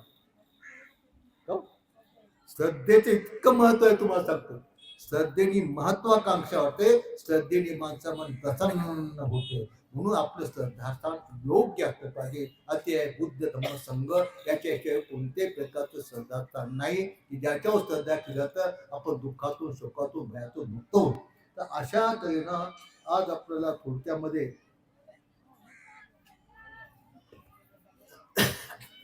तुम्ही सांगितल्याप्रमाणे 15 मिनिटं राहिली आता फक्त 5 वाजेल. तर अशा तऱ्हेनं माणसाच्या धर्माचं महत्व आहे की नाही. म्हणून आपण एक क्षणही दौडू नका. तर पुन्हा माणसाचा जन्म येणं लय कठीण आहे. काही कल्प वर्षा नंतर आपण केलेल्या पुण्यकर्माचं फळ म्हणून आपले 5 उपादान स्कंद माणसाच्या योनीत येतात. मग आता जिवंतपणी आपण काय व्हायचं, मेल्यानंतर काय होतं हे आपल्यासाठी आहे, बाकी कुणाच्या हाती नाही. म्हणून बुद्ध म्हणतात तुमची योनी तुम्ही केलेलं कर्म आहे. तुमची सुगती दुर्गती तुम्ही केलेलं कर्म आहे. आणि याचं पालन करण्यासाठी पैसे लागत नाही. आता काही काही लोक म्हणतात पंथीची आमची खूप इच्छा असते हो, पण आमच्याकडे द्यायला काहीच नाही. अरे बौद्ध लोक गरीब नसतात, बिलकुल बौद्ध लोक. जे बुद्ध धम्म संघावर श्रद्धा ठेवते ते नियमित पंचशील ग्रहण करून पंचशिलेचं पालन करते. जे अष्टशील उपोषण ग्रहण करून अष्टशिलेचं पालन करते, आर्थिक दृष्ट्या ते गरीब नसते, बिलकुल ते गरीब नसते. आर्थिक दृष्ट्या काहीच गरज नसते. ते गरीब राहीलच कसं. गरिबीचे कारणच वेगळे आहेत. आयदी माणूस गरीब असतो, व्यसनी माणूस गरीब असतो. आणि बुद्ध म्हणतात जो माणूस आळशी आहे तो जिवंत असून मेलेला आहे. जो माणूस उद्योगी आहे तो मेल्यानंतर जिवंत आहे. म्हणून आपण नेहमी उद्योगी बनलं पाहिजे. पण उद्योग कोणता केला पाहिजे हे सुद्धा भगवंतांनी त्या सम्यक आजीविकेमध्ये सांगितलं. आपण कोणता उद्योग केला पाहिजे आणि उद्योग संपल्यानंतर आपण काय केलं पाहिजे. आता तरुण मुलं रिकाम टेकडे मुलं असे हिंडतात हो, काम झाली हिंडतात. अरे कुत्र मांजर गाढव डुक्कर हेही सुद्धा बिना कामाचं हिंडत नाही. पाहतून हिंडते का, पोट भरण्यासाठी हिंडते, पोट भरले की कोठे झोपते. पण हे तरुण मुलं जेव्हा कामधंदा संपलं रिकाम टेकडे हिंडतात. तेव्हा भगवंताने केव्हा बाहेर पडलं पाहिजे, कोणत्या वेळी हिंडलं पाहिजे, कोणत्या वेळेला हिंडून सारं बुद्धाने शिकवलेलं आहे. तर त्या वेळेला हिंडत अनेक प्रकारची शंका लावतात, संशय येतात. रात्रीच्या वेळेला पोरगातून हिंडलं तर कुणीकडे हिंडले, चोरी करायला गेले का पोहरी पाय गेले का, हे की नाही. साध्या साध्या गोष्टी बुद्धाने शिकवल्या. म्हणून बौद्ध माणूस आर्थिक दृष्ट्या गरीब नसतो. जर तंतोतंत त्यांनी पंचशिलेचं पालन केलं, उद्योगशील बनला, उत्पन्न किती आणि खर्च किती याचं बोध मापून जीवन जगला, दोघा पती पत्नीने अष्टशिलेचं पालन केलं तर गरिबी राहत नाही. आता जसं हे पंचशील आहे, अष्टशील आहे, दशशील आहे, तसं ते इंद्रिय संवर्शील आहे. आपल्या डोळावर ताबा, नाकावर ताबा, जिभेवर ताबा, कानावर ताबा, मनावर ताबा आणि आपल्या शरीरावर ताबा, याला इंद्रिय संवर्शील म्हणतात. त्याच्यानंतर दुसरीशील कोणतं आहे तर ते सणस्थितशील आहे. माणसाला जीवन जगण्यासाठी 4 प्रत्यय पाहिजेत. एक भोजन, एक कपडा, एक निवासस्थान, एक औषध पाणी आणि पथ्य. हे शिलामध्ये मोठे शील जेवण ऐक ना. जेवण बुद्ध म्हणता भूक हा महान रोग आहे. भूक हा महान रोग आहे. मग त्या रोगाला नष्ट करण्यासाठी जेवण हे काय असलं पाहिजे, औषध. औषध, भूक हा रोग आहे, अन्न हे औषध आहे. म्हणून त्या भुकेच्या रोगाला कोणतं औषध घ्या पाहिजेत, किती घ्या पाहिजेत, केव्हा घ्या पाहिजेत याच्या मात्रा जाणून जेवण घ्यायला पाहिजे. घेतो का आपण तसं घेतो. पोरग म्हणते माय भूक लागली, तिला देते 5 रुपये, जाय म्हणते दुकानात. ते काय ते पुड्या घेते, कोणत्या ते काय बजाज बजाज. तू कोणते कुत्रे असा खात खातच घरा येईपर्यंत संपत. ऐका शिलाचं पालन ऐका, कशी गरिबी येणार नाही. 5 रुपयामध्ये 2-4 लोक तिथं खातात. 5 रुपयामध्ये गरिबी काय येणार नाही तुम्हाला. तुम्ही शिलाचा भंग केला ना, का भोजन हे औषध आहे, भूक हा रोग आहे. मग रोगाला योग्य तऱ्हेनं डॉक्टरनं चांगल्या प्रमाणेच औषध घेतलं पाहिजे. भेटते म्हणजे कितीही बी, केव्हाही खा, कितीही खा. मग बसा येईना, चाला येईना, इकून असं इकून असं. आमचंही तसंच. हो? म्हणून बुद्ध म्हणता भोजनाच्या मात्रा जाणून भोजन घेतलं पाहिजे. आणि जर तुम्ही अष्टशील उपोषण व्रताचं पालन केलं तर ही अवस्था येत नाही. सहकुटुंबाने 7 वर्षाच्या मुलाला सुद्धा शिकवलं पाहिजे अष्टशिलेचं पालन कर. का 12 वाजल्या अगोदर 1 वेळ जेवलं की भूकही लागत नाही, भूकेनं मरतही नाही आणि काहीच नाही. आणि एकदा सवय लागली का तो विनय आहे ना, बुद्धान दाखवला. मग विनयाचं पालन करून मेलेलं बरं की विनयाचं भंग करून जिवंत राहणं बरं? विनयाचा भंग करून जिवंत राहण्यापेक्षा विनयाचं पालन करून मेलेलं बरं आहे. आणि मरतच नाही माणूस. लक्षात का मी अष्टशील उपोषणाचं पालन 34 असतात तेव्हापासून केलेलं आहे. 34 होतो तेव्हापासून. 34 असताना मी ठरवलं की मला भिक्षू बनायचं. 34 असताना तेव्हापासून. लक्षात मी 5-5, 6-6 दिवस उपायचे राहतो. आताही कोणी आलं, बोलत बसलो, बाळाचा विचार करतो, उद्या जेव म्हणतो. काहीच होत नाही, काही होत नाही, काही होत नाही, काही. म्हणून बौद्ध माणसं गरीब नसतात. जर भगवान बुद्धांनी सांगितलेल्या विनयाप्रमाणे ते वागले तर. म्हणजे भोजन हे औषधी आहे, औषध म्हणून खायला पाहिजे. किती भेटते म्हणून किती वेळ नाही, काही नाही, कसंही नाही. म्हणून बसा येईना, उठा येईना, चाला येईना आणि काहीच करणार. अग्नीत पडल्यानंतर काय तिथं, ऐक नाही. कपडे हे शिलात मोडतात. कपडे कासाठी असतात? आपल्या शरीराला ऊन लागू नये, थंडी लागू नये, पाऊस लागू नये, जीव जंतू डास जसू नये आणि इज्जत झाकावी याच्यासाठी कपडे असतात. या रंगाचं, या डिझाईनचं, याचं एका बाईला 50-50 साड्या, 25-25 साड्या, 10-10 साड्या, 3 साड्या खूप झाल्या. आम्हाला 3च कपडे पाहिजे. 3. तुम्हाला 3 खूप झाल्या ना. एक वापरायला, एक थोडं, एक बाहेरच्या गावाला. काय पेटणार, काय पुरल तुम्हाला? काय पुरणार आहे का? या रंगाची, या डिझाईनची, याची तची. हा शिलाचा भंग नाही का? हा शिलाचा भंग असल्यामुळे तुम्हाला पुरल काय पुरणार आहे? अग्नीची भूक कधी शमते त्याच्यावर इंधन टाकल्यानंतर. म्हणून हे बाकीचं कोणी काही केलं चालते, पण बौद्ध लोकांनाही चालत नाही. का बौद्ध लोकांसाठी, बौद्ध म्हणजे ज्ञानी माणूस, शीलवान माणूस आहे का. म्हणून कपडे घालताना विचार करा. कपडे हे शील आहे, त्याला प्रत्येक सणस्थित शील म्हणतात. की कपडे कशासाठी घालावे, कसे घालावे, कोणत्या ऋतूमध्ये, कोणत्या रंगाचे, कोणत्या सुताचे. तरुण मुली कपडे घालतात, इतकं उघडे घे, साल उघड. तिथे चिलट दिसणार नाही, तिथं ऊन लागणार नाही. ते दाखवायला लोकायला, पहा मी कशी गोळी होते. मग ते लागतात पोहरा मागे, मग बोंबलते आणि मला कसं म्हणत असं म्हणत. ऐक, अरे भगवंतांनी कपडे कसे घालावे हे शिकवले, आम्हाला कपडे कसे नेसावे शिकवले. त्या पद्धतीनं केले. हे जे केलं आमचं इतकं अंग दिसत आहे, हे इतकं दिसते, त्याला परिमंडल म्हणतात. एवढे दिसते. हे बुद्धानं असं एकही शिकवण्याचं ठेवलं नाही की माणसाच्या कल्याणासाठी. कपडे कसे घालावे, किती घालावे, जेवण कसं करावं, किती वेळ करावं, याला प्रत्येक सनिस्थिती म्हणतात. त्याच्या जे निवासस्थान, राहण्याचं ठिकाण हे शिलामध्ये येते.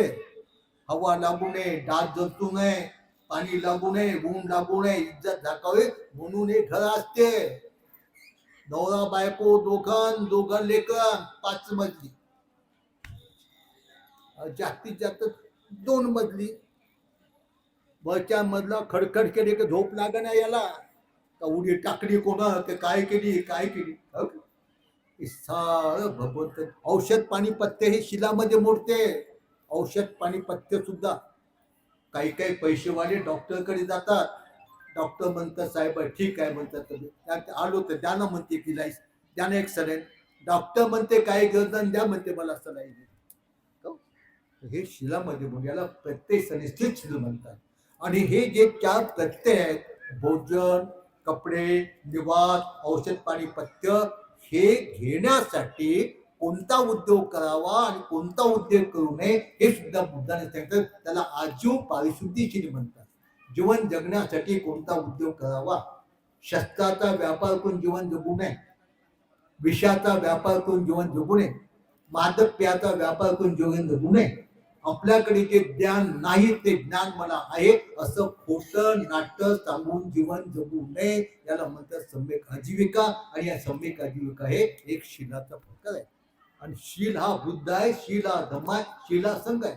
मग या शीलाचं जर पालन केलं तो माणूस गरीब राहतो का.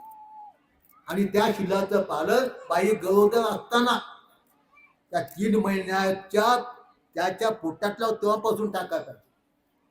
आता 3 महिन्यानंतर पोटातल्या बाळाची वाढ होत असते 3 महिन्यानंतर. मग 3 महिन्यानंतर पोटाच्या बाळाची वाढ होते. ते काय खाते का. खात असते खाते का. तर तुम्हाला माहित आहे खाते. बाई प्रसूत झाल्यानंतर ते बंद असते पिशवीमध्ये. त्याला काय तर खोलफिर काय म्हणतात ते काय ते ऐक नाही. मग ते वाढते का. त्याची माय ते गरोदर बाई जे खाते पिते त्याच्याने त्याची वाढ होते. म्हणून गरोदरपणात त्या बाईचा आहार कसा असला पाहिजे हे सुद्धा बुद्धानं सांगितलेलं आहे. तिचा आहार कसा असला पाहिजे का ते खाते पिते त्याच्याने त्या पोटातल्या बाळाची वाढ होते. आणि मग पोटातल्या बाळाची वाढ होऊन ती प्रस्तुत जेव्हा होते तेव्हा सुद्धा ते लेकरू बापाचं दूध पित नाही, मायचं दूध पिते. मग तेव्हा सुद्धा तिचा आहार कोणता पाहिजे ते बाळ मोठं होईपर्यंत हे सुद्धा बुद्धाने सांगितलं. त्याप्रमाणे तिचा आहार घेतला तर त्या लेकरू मग पद्धती वाढते. नाही ते खाते चटणी, खाते घेन, खाते तेल. म्हणजे लेकराचे एवढे हात पाय होतात. मग म्हणते याला म्हणते कोणी सोबणी लागली, कोणते म्हणते सटवी लागली. अरे सोबणी नाही ना सटवी नाही, त्याला त्याची माय लागली. लागली की नाही त्याला त्याची माय. तर इथून धम्माचं आचरण करावं लागते. आणि मग ते लेकरू झालं की त्याच्यावर चांगलं धार्मिक संस्कार टाकावे लागते. लेकर करणं काही मोठी गोष्ट नाही, काहीच नाही. लेकरू जन्मते तेव्हा ते माणूस नसते. माणूस असते काय माणूस असते का तेव्हा ते प्राणी नसते. ते गाढवाचं डुकराचं पिढूही नसते का. ते ताबडतोब फिरून उभं राहते ना. बकरी इली की पिढू उभं राहते की नाही, ओरडते की नाही, बाईला धुडक्या मग पिते की नाही. मग बाईचे लेकरू जन्मतात बोलते का, चालते का, पिते का, पद्धतशी हाकतात तसं हाकते का, जसं बुद्धतात तसे बुद्धते का. म्हणून लेकरू जन्म होते तेव्हा माणूस तर नसते पण प्राणी नसते. तर अशा त्या माणूस आणि प्राणी नसलेल्या सत्वाला माणूस बनवण्यासाठी लहानपणापासून त्याच्यावर संस्कार टाकले पाहिजे. लहानपणापासून त्याच्यावर संस्कार टाकले पाहिजे आणि त्याला माणूस बनवण्याचा प्रयत्न केला पाहिजे. आपलं आहे का त्याचं काहीच नाही त्याचं आहे का नाही. आणि मग त्या मुलानं किंवा मुलीनं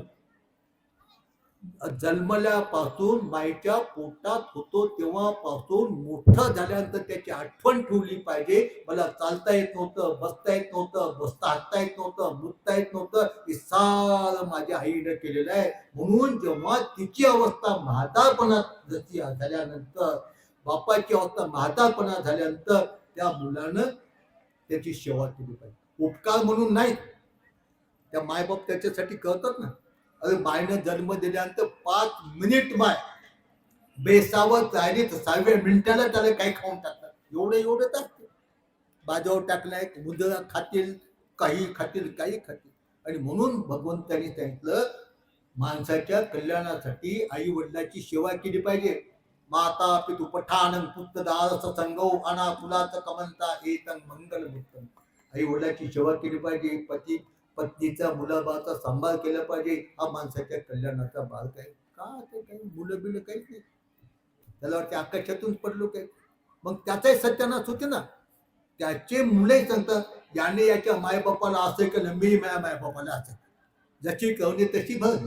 अशा तऱ्हेनं बौद्ध उपासक आणि उपासिकेनं भगवान बुद्धांनी सांगितल्याप्रमाणे वागलं तर गरिबी राहत नाही. आणि तो माणूस गरीब राहत नाही. त्याचप्रमाणे तो माणूस जिथे जातो तिथे त्याचा मान सन्मान होतो. जिथे जातो तिथे माणसं, तो माणूस निर्भीडपणे सिंहासारखा वागतो. आणि तो माणूस मृत्यू पावताना स्मृती जागृत ठेवून तो मृत्यू पावतो आणि मेल्यानंतर तो सुगतीला जातो. अशा प्रकारचा फायदा शिलाचं पालन केल्यानंतर होते. म्हणून आपण नेहमीच विहारात जात जा. शिकल्या सवरल्या लोकांनी अडाण्या अनपढ लोकांना धम्मग्रंथ वाचून त्यांना धम्माचं त्यांनी दान दिलं पाहिजे, धम्माचा उपदेश केला पाहिजे. आणि आपण सुद्धा धम्माचा प्रचार आणि प्रसार करण्यासाठी आपल्या सम्यक आजीविकेतून आपण सुद्धा भिक्षू भिक्षुणी संघाला धम्म कार्याला आपण सुद्धा दान दिलं पाहिजे. आणि म्हणून बाबासाहेबांनी सांगितलं, आपल्या उत्पन्नाचा 20वा हिस्सा दान द्या. आणि आपण जे समाजाकडून दान जमा करतो ते व्यर्थ दौडू नका, त्याचा योग्य उपयोग करा. डीजे कहायला पाहिजे जयंतीला, जयंतीला डीजे काढलं पाहिजे. डीजे बाबासाहेब नाचले, अरे डीजे लावून नाचणं म्हणजे बाबासाहेबाचा अपमान आहे, बाबासाहेबाचा खून आहे तो. बाबासाहेब म्हणजे शील आहे का नाही. बाबासाहेबाच्या जयंतीच्या पुण्यतिथीच्या निमित्तानं तुम्ही अष्टशिलेचं पालन करा. अष्टशिलेचं रमाबाईच्या जयंत्या जिकडं तिकडं झाल्या. आता मोठे मोठे कार्यक्रम, एकांकी नाटक. रमाईचा एखादा गुण आहे, एखादा गुण आहे का तुझ्या? रमाईचं लग्न केव्हा झालं? 9 वर्षाची होती तेव्हा, 9 वर्षाची होती तेव्हा लग्न. वयात आल्यानंतर हा बाबा इंग्लंडला अमेरिकेला शिक्षणासाठी, नराबाई मुंबईला. अडाणी अंगठा बहादर शिकल्या सवरलेल्या दौराचा अपमान होऊ नये म्हणून संध्याकाळी हिंडायची, चन्ना जमा करायची, कोणाला नस दिसता गवळा इकायची, पूर्ण घरचा सांभाळ करायची. घरच्या जेवढे काही नातलं गणगोत होते त्याचा. अरे आता लग्न झालं त्याच दिवशी सून सासूच्या पाया पडायची आणि मेल्यानंतर मनात नसल्यानंतर मग जाऊ कोणीकडे गेली, नंद कोणीकडे गेला, काहाचा पता का नाही, आणि रमाईचं नाव घेतात. हो, तिचे काही गुण मनात आणा ना आपल्यामध्ये, काहीतरी गुण. सिंहासारखा माणूस जगात पहिला नंबरचा विद्वान, अडाण्या अडाण्या अनपढ अंगठा बादर, बाई मेल्यानंतर रडते. बाबाचे रमाई मेल्यानंतर रडले ना, इतका मोठा माणूस. आता ते एखादा चपरायचं असतं, अडाणी बायको तिला सोडून द्या ना. हो, म्हणून रमाईचं नाव घेताना रमाईचे काय तर गुण तुमच्यात आणा, ऐकन मग त्याचं नाव घेण्याचा फायदा होतो. आता काय रमाई, नवरा 6 महिने गेला, लय झाले 6 महिने हो. आताच्या 2-3 महिने जाऊ द्या, याने ठेवली काय की म्हणते तिकडे कोण, ही म्हणते इथं राहिलीच का तू चांगली. अरे बाबासाहेबापासून गड्याने शिकायला पाहिजे, रमाईपासून बायाने शिकायला पाहिजे, ऐक ना. अशा तऱ्हेनं आजच्या धम्मदेशनेमध्ये अधिक न बोलता साध्या साध्या गोष्टी तुम्हाला सांगितल्या. माणसाचं शरणस्थान कोणतं आहे, माणसाचं श्रद्धास्थान कोणतं आहे, बुद्ध म्हणजे काय, धम्म म्हणजे काय, संघ म्हणजे काय, उपासक म्हणजे काय, आणि उपासकाचं दैनंदिन जीवनामध्ये कोणतं कर्तव्य आहे हे थोडक्यामध्ये तुम्हाला सांगितलं. मन लावून तुम्ही ऐकलं, श्रद्धेने ऐकलं, समजावून घेतलं, त्याप्रमाणे बघा आणि आपल्या जीवनाचं कल्याण करून द्या. हीच मी शुभ कामना व्यक्त करतो. छोटीशी माझी धम्मदेशना मी समाप्त करतो. आज मी जे येथे आलो केवळ तुमच्या श्रद्धेच्या बलाने मी आलेलो आहे. तुमच्यामध्ये जी श्रद्धा आहे, काल तर स्पष्ट सांगतो ते कोणाला माझं येणं होत नाही म्हटलं, माझं येणं होत नाही म्हटलं. अरे मग काय तिथं पडून मरण्यापेक्षा बोलता बोलता मेले तर धन्य झाले तुम्ही. मरण तर आहेच. तर अशा तऱ्हेनं माणसाच्या जन्माचं महत्त्व समजून आपण आदर्श माणूस बनण्याचा प्रयत्न करा. आपल्या कुटुंबामध्ये शांती सुख समृद्धी राहण्यासाठी कुटुंबातल्या सर्व लोकांनी विहारात या. तुम्हाला सांगतो बवाला पुढे घाला, पुढे घाला तर मग यायचं, नाहीतर काहीच उपयोग नाही. तुमचं ठेवून काय उपयोग आहे कुटुंबामध्ये? का एका चाकानं गाडी चालते का? विषम चाकानं गाडी चालते का? उलट ते तुम्हाला दोष लावतात. या अंगात लय बुद्ध घुसला म्हणते, जाय म्हणते, द्यायचं त्यांना. कोण काय म्हणलं आपलं काय घेणं, आपलं आपलं माहीत असते, त्याच्याबद्दल काही नाही. पण आपल्या कुटुंबात शांती समाधान राहण्यासाठी सर्वांनीच धम्माचं आचरण केलं तर कुटुंबात शांती समाधान राहते. तर आजच्या प्रसंगी अधिक न बोलता एवढाच संदेश देऊन माझी धर्मगीता समाप्त करतो. सर्वांचं मंगल हो, सर्वांचं मंगल हो, सर्वांचं मंगल हो.